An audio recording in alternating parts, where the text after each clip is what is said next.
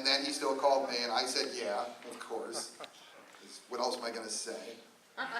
But, I mean, the thing is, I didn't feel pressured because Ray's asking me to do that. I felt pressured to be able to do it. You know, I really wanted to make that work. That was very important to me. So I said, yeah, of course I can do it. I did a couple of really good games already. I can do anything.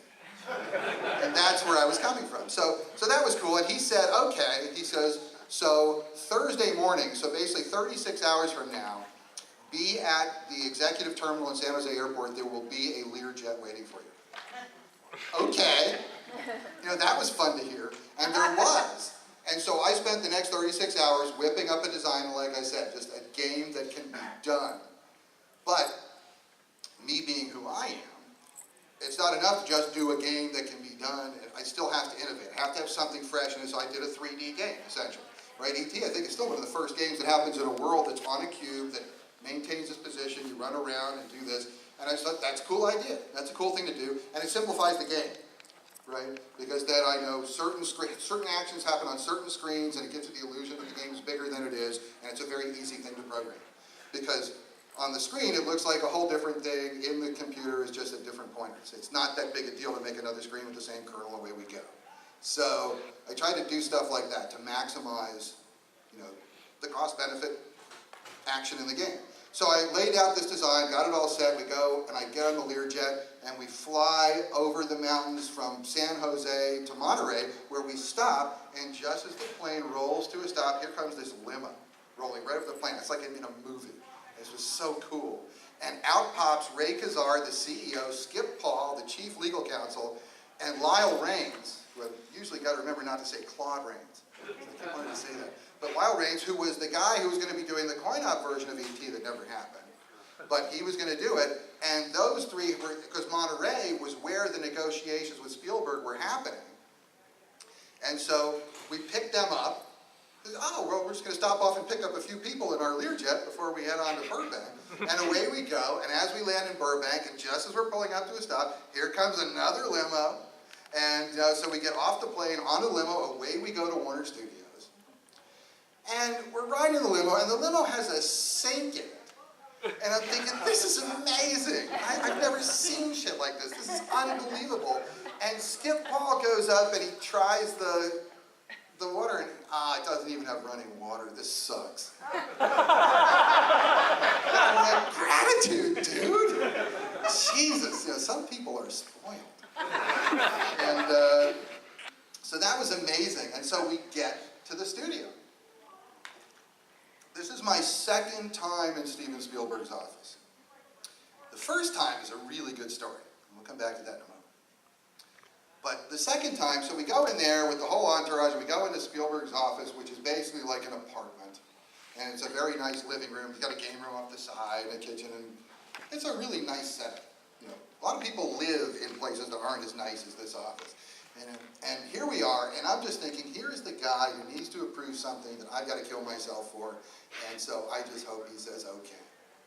And so we get up, and here you go, Howard, what are we going to do? And I lay out the whole game. I say, this is it. It's a 3D world. We're going to do this. We're going to run around. We're going to find this stuff. And E.T. assembles the phone, and he calls home and meets the ship, and away we go. There he goes. What do you think? And Steven Spielberg looks at me, and he goes, couldn't you do something more like Pac-Man? And I thought, oh my God. In my head, I'm like exploding. And what I wanted to say, my impulse was to say, well, gee, Steven, couldn't you do something more like The Day the Earth Stood Still?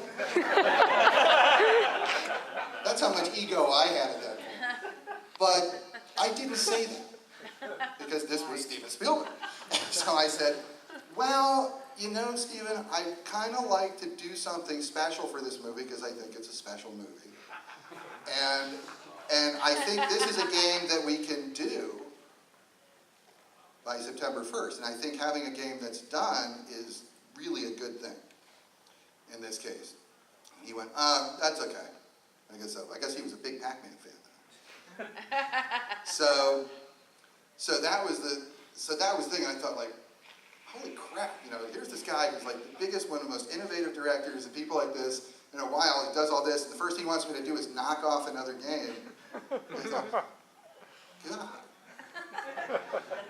And then the other part of my brain said, this is Steven Spielberg, you really want to argue with him? So, and in retrospect, maybe that wasn't a bad idea.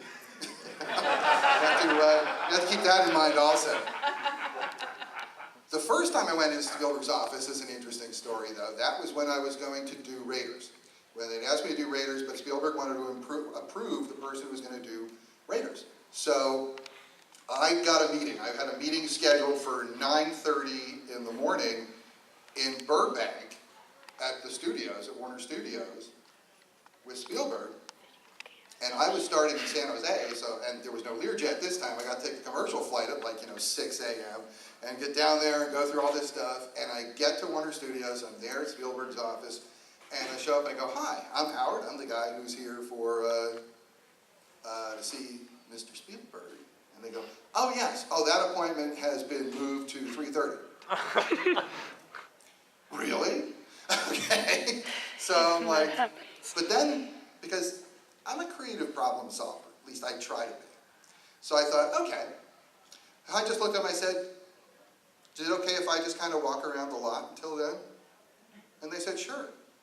I said, yeah.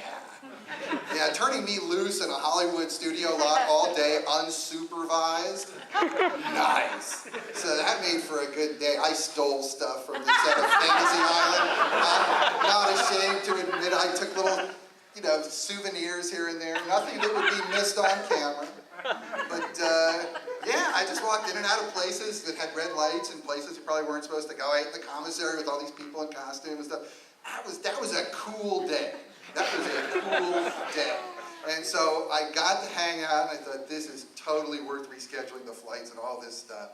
And then I finally did actually meet with Steven Spielberg. So we're chatting and we're talking, we're having a lovely time.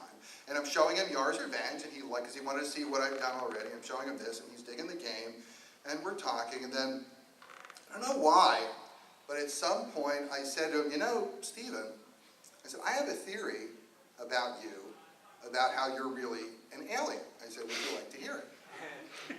And he goes, yeah, I'd like to hear that. So I proceeded to tell him this, because this was really my theory at the time. It was my idea that Steven Spielberg, that the aliens, if they're going to come and visit us, and like in the early 80s, it really had this feel of like, we're going to make contact soon. E.T. was out, Close Encounters had come out before, and Steven Spielberg had already made some movies, and they were very new, kind of different movies, because these were movies that really showed aliens as our friends and people we could connect with and contact with. And most of the alien exposure we had seen came from the B-movie science fiction, where we've got to kill them first. And so it was a very different way to go, and these movies were tremendously popular. So I said to him, I really believe that when the aliens contact us, they're not just going to show up in the spaceship and go, hi, here we are. I said, they're probably going to be too smart for that. I said, what they're going to do is they're going to send a marketing team. They're going to send a socialization team that's going to prepare us to meet them. And this team is going to have a production arm. I said, that's going to make these movies that show aliens in a new and much more positive and receptive light. And they're going to have a marketing team. And that marketing team is going to make sure these movies get seen everywhere in the world, in every language, all over the place, which his movies have. And so I said, so I really believe you're part of this team, that you're just part of the alien marketing team that's been sent to Earth to socialize us in preparation for meeting the aliens. And he just loved that. He just thought that was so cool. And so I got to do Raiders. And then a couple weeks later, I got a call from Games Magazine who said, hey, we heard you called Steven Spielberg an alien. That's true. I said, that's partially true. And they said, well, he told us you had this quote for us, and I got quote of the month in Games Magazine, in '82, for calling Steven Spielberg an alien. That was fun. So that was the first day that was the first time I met Spielberg.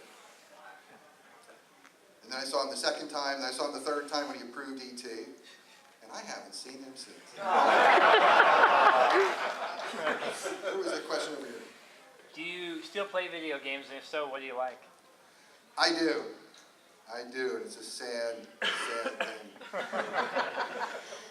I am a hopeless hopeless, and not even recovering Candy Crush Saga. Yeah, I'm like, you know, I'm really trying to crack like level 172, I think, at this point. It's really killing me. But I like a lot of handheld games. Gaming has undergone a very interesting thing. I think that one of the greatest games ever made, because a lot of times this question also comes up, is Grand Theft Auto 3 and Vice City. I think those games are amazing games. I think they have reprehensible theming, and yet I believe they are the best. If you just talk about a video game playing experience, I think they are the most innovative. I think they will serve as the jumping point between standard gaming as we always knew it and virtual reality ultimately, because I think they really bridged that gap in a brilliant way. And what they did was they did not innovate technically. The graphics, the program, the stuff that's in that game is not groundbreaking for the time by any means. But what they did was they innovated in game design. They made a good game. They took one playing surface. Instead of creating a whole bunch of different playing surfaces, they made one fairly complex playing surface and played the hell out of it so you knew that world. You really knew that location, and it worked. And mechanics that worked in some areas, even though they weren't mentioned, still worked in other areas. So you were given a mission, and you had a lot of different ways to do it. And the things that make sense, like sometimes in a video game, it's like, this is stupid. This is stupid. I can use this gun here, but I have to use that gun. I call that key and lock design, right? It's like there's only one tool that'll solve this problem in this place, even though logically, according to the way you play the game, all these other tools should work also. And I don't like that in game design. I think that's lame design.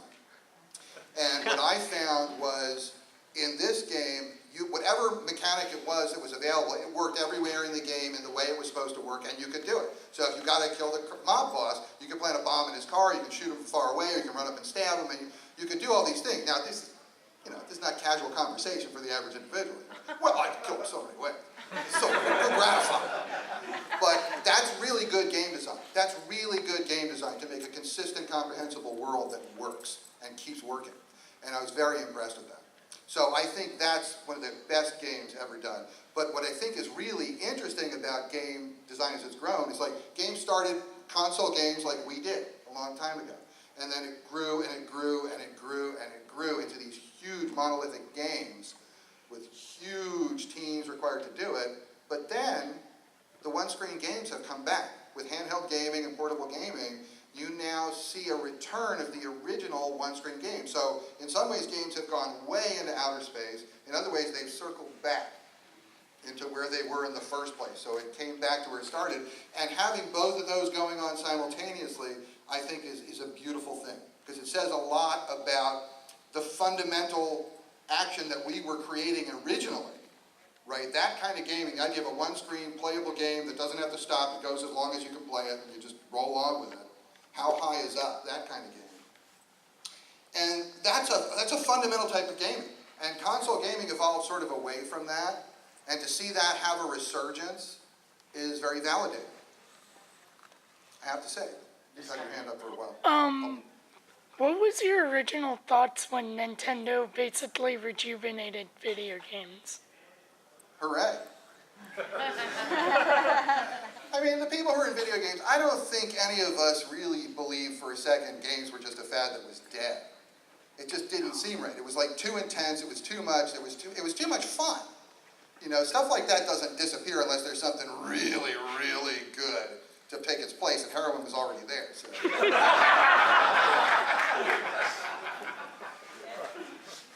Yes? This ties into your one-screen thing you were talking about. Have you thought about going back and making any new games with the resurgence of the one-screen games? I think about it, and then I wake up.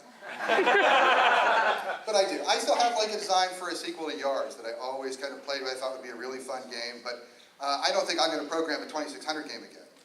I just don't think that's going to happen. The limitations of the hardware versus... No, I just don't want to sit out. It's not what I want to do with my time right now. You know, programming a 2600 is a very, very intense exercise, and I've done it. I've done the crap out of it. And it's like, but I'll tell you, a lot of people say, you know, wow, you become a therapist, and isn't that a weird transition? A lot of people look at me and say, going from an engineer, a software engineer to a therapist, people see that as a very odd transition. And I don't think it is at all. Actually, if you think about it, we're all systems engineers, right? It's just I've switched to a more complex system to work on. But it's still very much the same thing.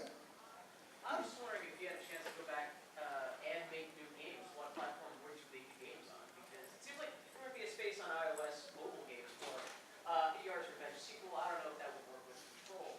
Or I don't even know if you were so comfortable with Psycho therapists, maybe you're just not even worried about making games anymore. You're just on the city track. Well, I might make games that make people psycho. I can always draw out some business. Like E.T.?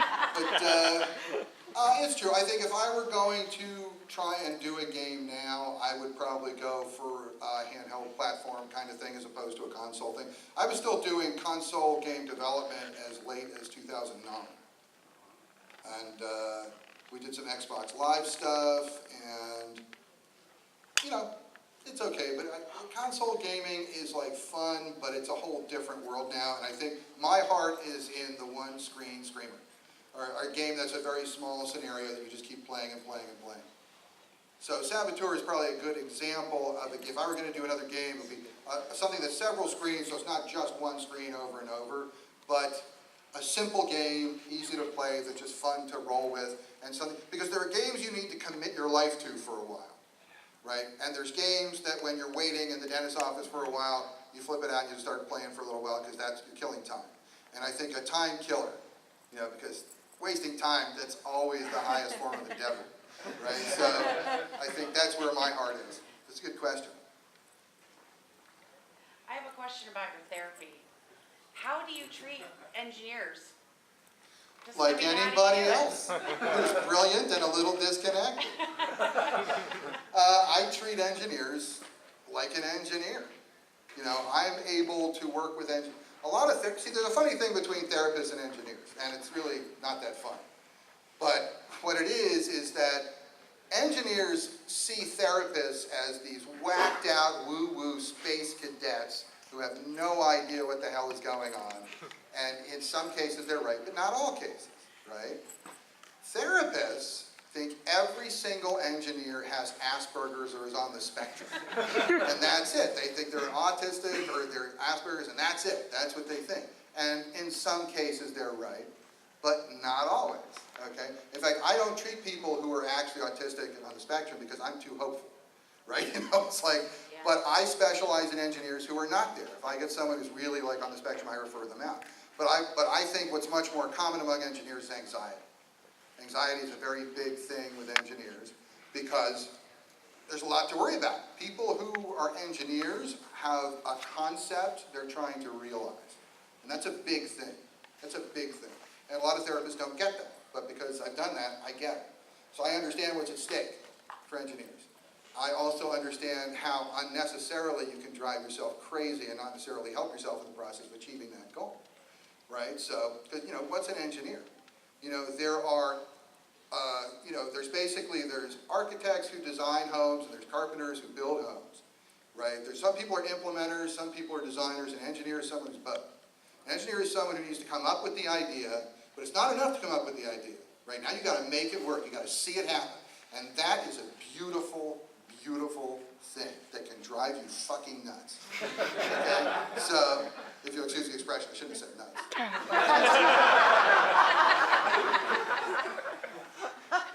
I'm wondering if you follow the hobbyist kind of homebrew scene for the 2600 and all, because you mentioned like you're not going to make Yars Revenge 2, but I think there's some guys out there that'd be happy to make it for you. I do talk to people occasionally about that. I'm still thinking about doing it. There's a couple of companies I've talked to, and there's some individuals who I think might do that. I would not rule it out, although we wouldn't be able to call it Yars 2. We'd probably have to call it Ray's Revenge. Oh, I see what you did there. But people would know. Yeah, but it's possible. I would have someone else do a game like that and maybe consult on it. I would consider that. Absolutely, but don't think I'm going to program it. Weren't there 2 Yar sequels, kind of? There's one on the flashback list, flashback stand. Well, the one on the flashback is Yars. Oh, I thought it was called Yars 2 or something. There was a PS3 game that Right. was Yars Revenge That's more sequel. recent. I thought there was a And sequel. what a piece of crap, that, I have to say. I mean, I would have loved, no, I'll tell you the truth. I mean, I would have loved to have that capacity when I was doing the game. But the thing that bothered me about that game, the first thing that bothered me about that game was nobody talked to me about the game. So I had nothing to do with that game whatsoever, and I'm happy to say that, given the game. But the other thing that really bothered me was a very important point of Yar's Revenge design-wise is to have freedom of motion and go wherever you're going to go and run around and do it. I only did it in 2 dimensions, they're doing it in 3 dimensions, but they made it a rail game. And the idea of turning Yar's Revenge into a rail game, to me, violated the basic idea of Yar's Revenge. You should be able to just run around and do whatever you want. You don't run a rail down the tunnel and then stuck over here. That's not, that wasn't the way I see Yar's. To me, Yar's is about freedom. It's not about restriction. And so that kind of bugged me with it.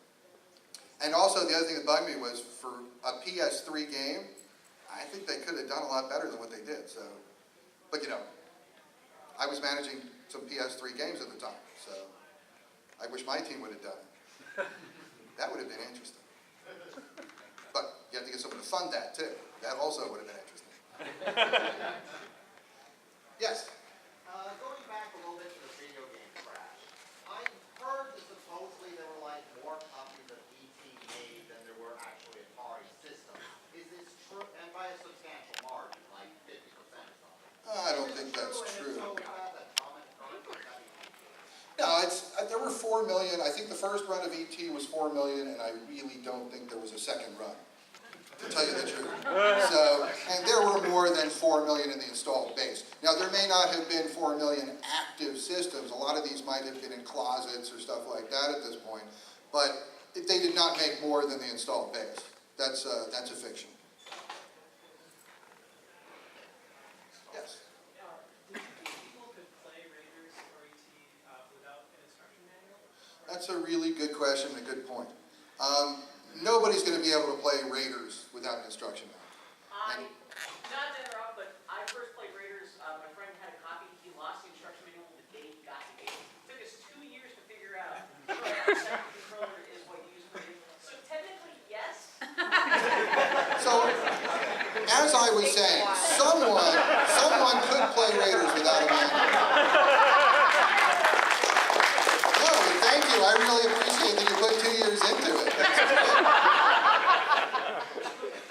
I just don't want to be responsible for it. But,